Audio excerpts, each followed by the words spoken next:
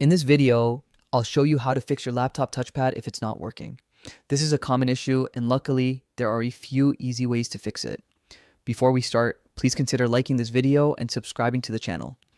It really helps out a lot. If your touchpad has suddenly stopped responding, don't worry.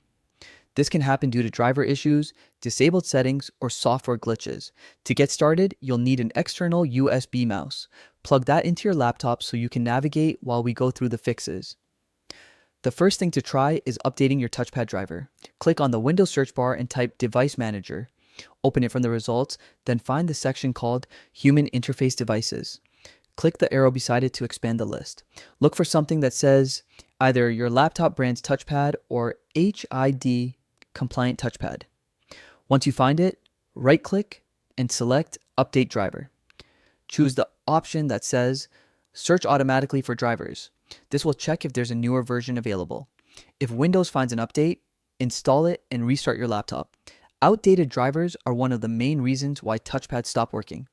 If it says your driver is already up to date and the touchpad still doesn't work, come back to the same menu and right-click on the touchpad again.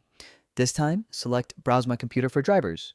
Then choose Let me pick from a list of available drivers on my computer. You may see a few options here. Select one that says HID compliant touchpad and install it. If that doesn't work, try another option from the list. Next, let's make sure your touchpad isn't simply disabled in your system settings. Click the Windows search bar again and type touchpad settings. Open it and look for the main switch at the top of the window. Make sure it's turned on. If it's off, your touchpad won't respond at all.